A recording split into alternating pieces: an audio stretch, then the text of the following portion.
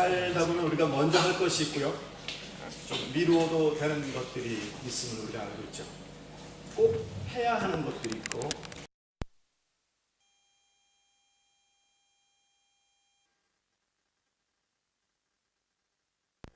각자에게 말이죠.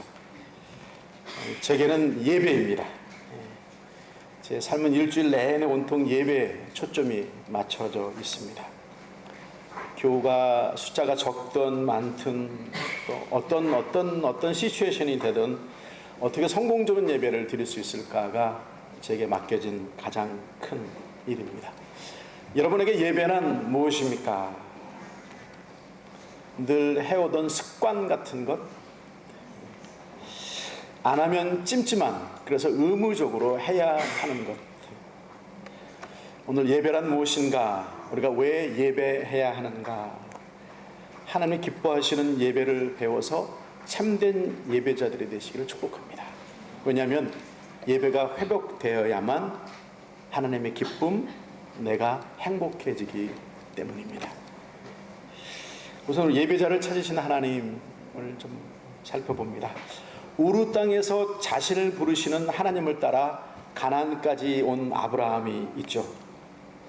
그는 택하신 민족, 구세주가 나신 이스라엘 민족의 조상이 되었습니다. 부르심을 입은 그날부터 평생을 믿음의 사람으로 믿음의 본을 보이며 살았기 때문에 우린 서슴지 않고 그를 믿음의 조상이다라고 인정하고 부릅니다. 또 아브라함을 다른 이름으로 부르기도 하는데요. 그를 장막 제단의 사람이었다라고도 부릅니다. 왜냐하면 그가 평생을 장막 텐트 안에 거하며 살았기 때문이죠. 간단히 치고 간단히 거둘 수 있는 한 곳에 머무르지 않는 나그네 같음이 그의 삶에 있었다라고 생각되기 때문입니다. 세상을 사는 우리 모두들에게 최소한의 의식주가 필요하죠. 먹는 것, 입는 것, 쉴 곳. 이것 때문에 울고 웃고 살고 죽이기도 합니다. 아브라함에게도 역시 이것은 매우 중요한 요소였을 것입니다. 특히 거칠고 척박한 사막에서 모든 것을 버리고 떠나와 살아가야 하는 그 광야길. 그런데 아브라함에게서 발견되는 한 가지가 있습니다. 그것은 먹고 입고 쉬는 것보다 더욱 중요한 것, 제단을 쌓는 것이었다라는 것입니다. 창세기 12장 7절을 함께 읽습니다. 자, 시작.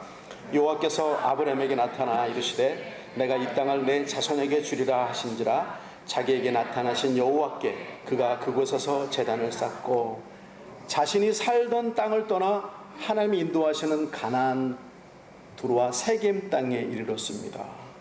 그 하나님께서 아브라함에게 말씀하십니다. 이 땅을 너의 자손들에게 주겠다.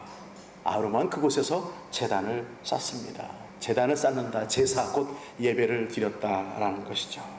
이 예배는요, 자신에게 나타나 주신 하나님, 그리고 자손들을 약속하시고 그들에게 주실 땅을 약속하신 하나님께 대한 감사의 의미가 담겨져 있는 것이죠. 자, 예배 드렸습니다. 바로 다음 절은 이렇게 말합니다. 8절입니다. 1절 시작. 거기서 동쪽 산으로 옮겨 장막을 치니 서쪽은 베델이요 동쪽은 아이라. 그가 그곳에서 여호와께 제단을 쌓고 여호와의 이름을 부르더니. 자, 가나안 땅 세겜에 들어와 예배를 드리고 또 옮겨가 서쪽엔 베델, 동쪽엔 아이, 그 중간에 이르렀습니다. 아브라함은 그곳에서 또다시 제단을 쌓습니다. 그리고 여호와의 이름을 불렀다. 자신에게 나타나신 하나님, 인도하신 하나님, 약속하신 하나님을 향하여 예배 드립니다. 이동하고 새로운 곳에 이르자 예배합니다. 스스로 단을 쌓아 하나님을 부릅니다. 이 아브라함의 예배 속에는요, 하나님의 내려와 임재하심과 스스로 우러나 올려드리는 진심과 언약이 흘러가고 있었다라는 것이죠. 하나님을 위해 제단 쌓기를 삶의 가장 우선순위에 두고 살았던, 장막에 거하던 아브라함. 지금도 중동 지역 그 사막에 가면 텐트를 치고 살아가는 베두인들이 있습니다. 가축을 먹일 풀을 쫓아서 이동하며 살기 때문에 천막에 사는 것이 맞죠. 아브라함도 초기에는 많은 이동이 있었기 때문에 천막에 사는 것이 맞았을 것입니다. 그러나 그는 후에 막강한 재산을 가졌고 안정된 장소에 정착하고 살았지만 그는 여전히 장막에서 살았습니다. 성경은 그가 장막에 살았던 이유를 이렇게 말씀해 주십니다. 히브리서 11장입니다. 자, 1절 시작. 믿음으로 그가 이방의 땅에 있는 것 같이 약속의 땅에 거류하여 동일한 약속을 유업으로 함께 받은 이삭 및 야곱과 더불어 장목에 거하였으니 이는 그가 하나님이 계획하시고 지으실 터가 있는 성을 바랐습니다. 더 나은 집의 형태를 알고 있고 가질 수도 있었지만 그는 텐트로 만족하고 있었다. 왜냐하면 나를 위한 영원한 천국이 준비되어 있음을 확신했기 때문에 가능했다. 나그네의 인생, 세우면 결국은 무너질 것을 알고 영원한 것이 있음을 소망하며 살아가는 인생. 천막을 살아가며 천막 속에 살아가며 제단 쌓기를 기뻐했던 사람. 본토와 아비와 친척을 다 버리고 떠나왔던 이민자 아브라함. 그에게 가장 소중한 것은 지금 이곳 무엇을 갖는 것이 아니라 영원한 곳에 소망을 두고 하나님과 더불어 예배하는 것이었다라는 것이죠. 물론 여러 각각 다른 이유들로 이 땅에 이민자처럼 와서 지내고 있습니다. 오래 기간이 될 수도 있겠고요. 오랜 기간이 지났을 수도 있고요. 또 혹은 몇 년 혹은 정한 기간만 있을 수도 있겠지만 말이죠. 아브라함은 온 곳마다 제단을 쌓고 제사했다. 슬플 때도 기쁠 때도 승리할 때도 실패했을 때도 평생의 그의 삶은 제단 쌓기를 이어갔었던 것이다. 이 제단 쌓는 일은 쉽지 않습니다. 적절한 땅을 찾아야 하고요. 돌들을 쌓아 만들어야 합니다. 제단을 만들고 또 제사를 드릴 흠없는 제물을 골라내고 그리고 제물을 죽여서 속을 다 걷어내고 껍질을 벗기고 각을 떠서 잡습니다. 또 장작에 쓸 나무를 고르고 다듬어서 불을 지피고 그 위에 제물을 올려놓고 예배합니다. 제사에는 시간과 정성과 땀과 수고와 물질이 어우러져 있었다. 자, 보십시오. 지금까지 말씀드린 이 장막 천막이 아브라함의 육신적 가치관이었다면 그가 쌓은 이 제단은 아브라함의 영적 가치를 대표하는 것이다라고 말할 수 있다는 것이죠. 우리들은 가능한 빨리 큰 집을 짓고 성을 쌓고 자신과 가족, 재산을 보호받는 것을 원합니다. 아브라함도 물론 알고 있죠. 하지만 그가 성막, 텐트에 만족할 수 있었던 것은 지속적으로 드리는 예배, 그 제사로 인하여 오는 영적인 충만함이 더 컸기에 그러할 수 있었다라고 저는 믿습니다. 그 예배가 어떤 무엇보다, 돈보다, 가정보다, 큰 집보다, 성공보다 큰 성을 쌓고 높은 자에 오르고 의사가 되고 파이롯이 되고 백만장자가 되는 것보다 더 우선이고 소중한 것임을 알았던 사람이었다. 아브라함. 오늘날 우리는 구약시대가 아닌 신약 성령시대에 살고 있습니다.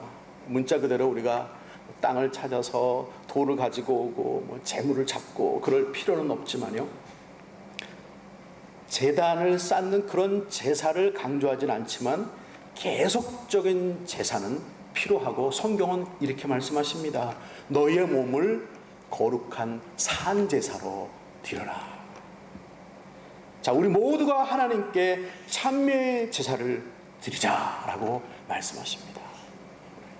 방법과 형식은 달라질 수 있지만 분명히 변치 않아야 될 한 가지는 살아계신 하나님께 나와 예배함. 결코 무엇과도 바꾸지 않아야 할 것. 하나님 내게 임하시고 내가 하나님께 나오며 오고 가는 하나됨, 동행. 하나님 오늘도 예배자를 찾고 계신다. 두 번째로 보면 무엇보다 예배가 우선이다라고 좀 정해봤는데요. 창세기 2장 보면 하나님께서 만물을 창조하신 기사가 있습니다. 엿새 동안 창조하시고 일곱째 날 안식하셨습니다. 일을 마치신 후에 하나님도 안식하셨습니다. 하나님의 그 안식은요, 마치신 모든 것들을 즐거워하시는 거예요. 그런데 사람은 맨 마지막 여섯째 날에 지음을 받았습니다. 그리고 하나님이 다음날 안식하신 것 더불어 하나님과 더불어 안식했습니다. 어떤 진리가 있습니까? 사람은 우선 하나님과 함께 안식하고 시작하는 존재가 되었다라는 것이죠. 하나님과 더불어 쉼을 갖고 시작해야 행복해질 수 있다라는 것이죠. 세상의 달력은 월요일 날 시작이지만 우리의 달력은 주일이 시작이어야 합니다. 하나님 안에 먼저 쉼을 갖고 세상을 살아가야 하는 것. 그러나 저는 그 구분을 두어야 한다고 생각하진 않아요. 예배 따로 삶 따로는 결코 아니죠.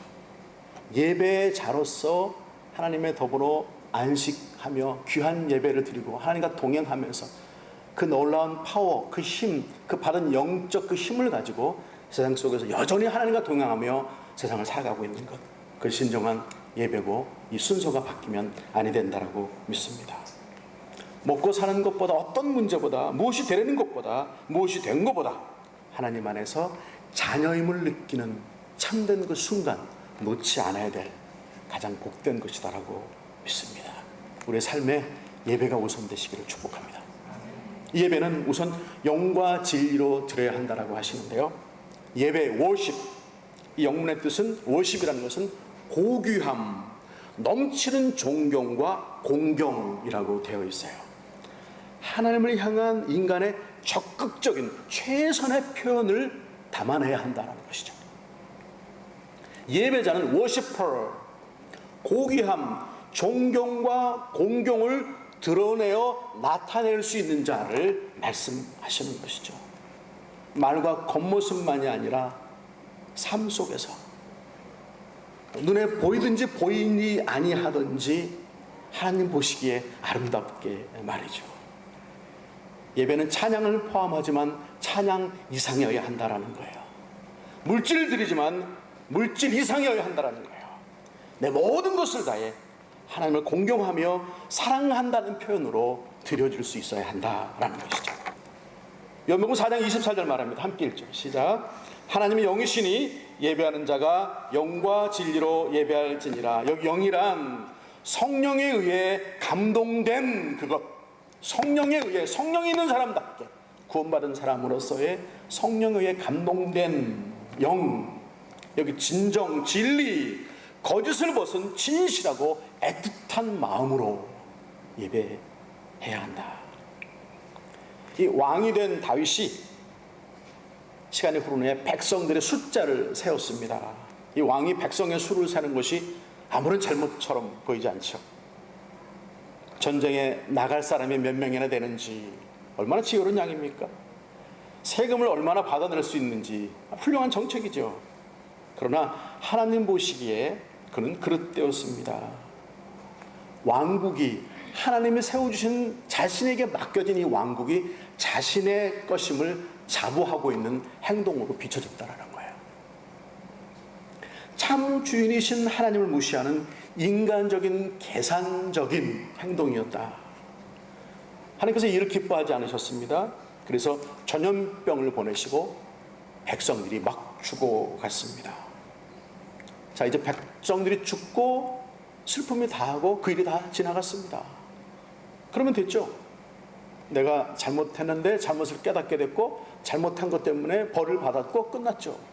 우리는 거기까지죠. 그러나 다윗은 전염병이 끝난 후에 자신의 잘못을 뉘우치고 하나님의 마음을 품고 하나님의 마음을 헤아리며 예배를 준비합니다. 예배드릴 제단을 쌓을 땅을 찾습니다. 그리고 가장 적절한 땅을 찾았는데 오르난이라는 사람의 타작 마당이었습니다. 아마 평평하고 굉장히 좋은 땅이었을 것 같아요. 넓고요. 그런 사람을 보내 오르난에게 내가 예배할 터이니 그것을 팔아라 라고 말합니다. 다윗 왕의 마음을 아니 오르난은 그 장소와 예배에 필요한 모든 것들을 그냥 쓰시라고 전해줍니다. 오르난 훌륭한 사람이죠. 하나님과 왕 앞에서 예배를 위해 자신의 모든 것들을 드릴 수 있습니다 라고 말하는 헌신의 마음. 다윗은 이렇게도 말할 수 있었을 거예요. 네 마음이 참 귀하다. 그래, 내가 너희 땅을 써주마. 고맙다. 덥석 받을 것 같죠? 역대상 21장 함께 읽습니다. 자, 시작. 다윗 왕이 오르난에게 이르되 그렇지 아니하다. 내가 반드시 상당한 값으로 사리라. 내가 여호와께 드리려고 내 물건을 빼앗지 아니하겠고 값없이는 번제를 드리지도 아니하리라 하니라. 그리하여 다윗은 그 턱값으로 금 600세겔을 달아 오르난에게 주고. 다윗은 그냥 주고자 하는 그의 마음을 알지만 그냥 받아 예배하고 싶지 아니하다. 내가 드릴 하나님께 드릴 진정한 예배해야 한다. 이 마음, 이것이 진정한 예배다라고 저는 믿습니다. 내가 하나님 앞에서 내 정성을 다해 최선을 다해 드리는 것, 정확히 구분해서 사랑과 모든 것을 동원하여 드리는 것. 다윗은 참 귀한 인물이죠. 그래서 하나님 사랑하셨던 것 같아요. 아무리 세월이 흘러도 동일하신 하나님께 드리는 예배의 의미는 우리들에게 변해서는 아니 됩니다. 오늘 우리는 어떤 예배를 드리고 있는지, 어떤 마음으로 준비하며 예배하고 있는지.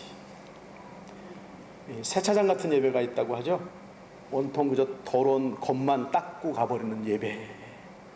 나 자신의 속은 그냥 다 닫아두고, 저는 세차를 그렇게 하는데 속은 제가 닦겠다고 제가 물걸레질하고 제가 베큐um하고 다 털어내고, 세차장 가면 제일 싼 거 이코노믹 50그릇이나 내고 겉만 싹 닦고 나오거든요.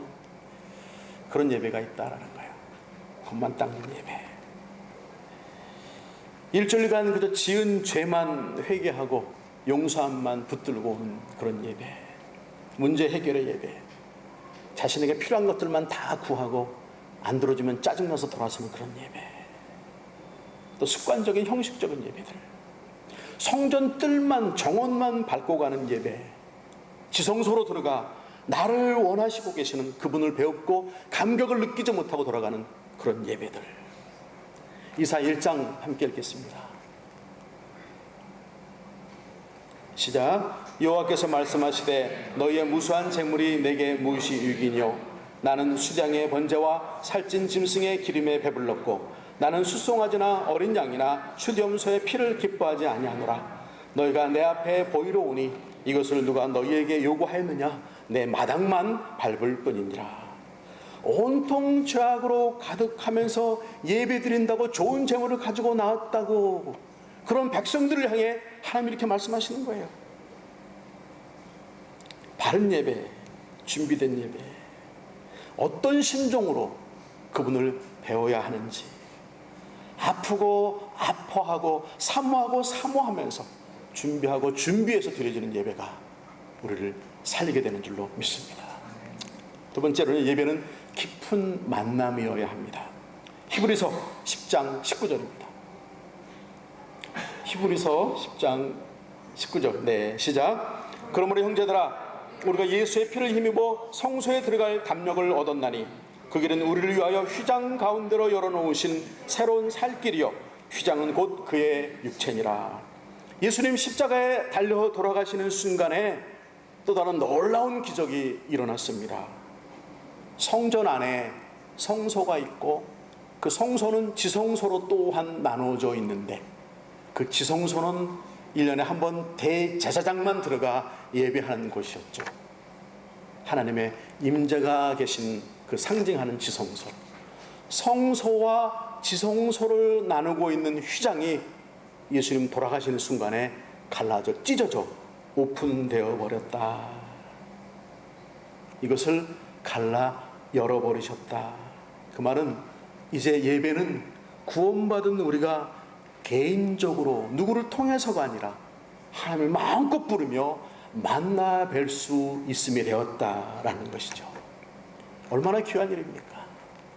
아무런 구분을 두지 아니하시고 너희가 나에게 나오면 내가 너를 만나리라. 예수님이 그것을 위해 죽어주셨다. 그렇다면 우리 예배는 오직 믿는 자들만이 가질 수 있는 하나님이 친히 열어주신 만남의 길이고 장소고 또한 특권인 것입니다.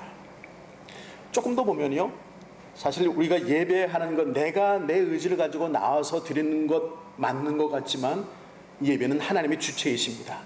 하나님이 불러주셨기 때문에 가능하게 된 것이죠. 예배를 기억하게 하셨고 예배드릴 마음을 우리에게 허락하셨고 내 걸음을 이곳으로 향하게 해주셨고, 우리가 예배자, 온전한 예배자가 품어야 될 마음은 하나님 나를 부르셨습니다 라는 마음이라고 또한 있습니다. 참 예배는 만남입니다. 마주침이 있고요, 그저 스쳐감이 있는데 참 예배는 만남이어야 되죠. 하나님을 만나 뵙는 것, 그분이 나를 향해 오고 내가 그분께 영과 진리를 다해 드리는 것, 그런 우리를 향해 하나님은 은혜를 입혀주십니다. 은혜란 깨닫는 것이죠. 무엇을 깨닫게 하십니까? 나 자신을 보게 하시죠. 내 상황을 보시게 하시죠. 내가 어디에 있는지, 무엇을 소망하고 있는지, 그것이 바른 것인지를 알게 하시죠. 무엇이 부족한지, 무엇이 지나쳐버렸는지를 알게 하시죠. 그러게 예배는 나를 살펴보는 거울이기도 하다라는 것입니다. 세 번째, 예배는 삶이어야 합니다. 시편 86편 11절 읽습니다. 네, 시작. 내가 일심으로 주의 이름을 경외하게 하소서. 다윗은 스스로 자신을 불완전한 인간임을 고백하고 있어요. 그리고 이렇게 말합니다. 항상 같은 마음으로 주님을 경외 예배하게 하옵소서. 얼마나 수시로 변하는 변덕쟁이인지를 알았던 다윗, 죄성을 가지고 자주 넘어지고 범죄하고 하나님 말씀 앞에 온전치 못한 연약함을 고백합니다. 항상 나눠지는 마음, 같지 않은 마음, 그러기에 일심 동일한 마음으로, 변치 않는 마음으로 하나님을 경외하고 싶은 간절함이 다윗에게 있었다. 항상 같은 마음으로 하나님을 예배하게 하소서. 예배가 삶의 중심이기를 소원하고 있습니다. 예배가 삶의 내 중심이 되어 있지 않으면 나는 흔들릴 수밖에 없습니다. 마음 가는 대로, 그저 들려오는 대로 쫓아가죠. 그러면 예배는 나에게 액세서리가 될 수밖에 없죠. 예배적 삶으로 균형 잡히신 여러분 삶 되시기를 축복합니다. 변치 않는 마음으로 하나님을 경외하는 예배가 중심된 삶, 예배가 실패하면 다 실패한다라고 마음에 다짐하시기를 축복합니다. 우리 예배가 완전할 수 없죠. 좀 엉성하긴 하죠. 불편하긴 하죠. 어두울 수 있고 예쁜 꽃이 없는 날도 있고 불편하지만 하나님 만남이 가장 소중하기 때문에 이곳이 사모함되고 이 시간이 기다려지고 그리고 준비되어서 나오는 예배가 되시기를 축복합니다. 지식과 지혜의 화려한 말이 아니라 생명 걸고 메시지를 듣고자 하는, 생명 걸고 메시지를 전하고자 하는 은혜의 설교가 들려지는 예배, 불의와 교만함의 장식물과 그런 헌금이 아니라 마음 가득한 사랑과 진리와 영으로 드리는 과부의 두 랩돈같이 칭찬받은 예배가 되어야 한다. 그래서 하나님의 영광이 나타나고 더러운 내가 발견되고 새롭게 거듭나고 씻겨나가는 이런 예배가 되어야 한다. 요한복음 4장 23절 한 번 더 읽고 말씀을 마치기 원합니다. 함께 읽습니다. 시작. 아버지께 참되게 예배하는 자들은 영과 진리로 예배할 때가 오나니 곧 이때라. 아버지께서는 자기에게 이렇게 예배하는 자들을 찾으시리라. 곧 이때라. 우리 하나님이 예배자들을 찾고 계시다. 기도하겠습니다.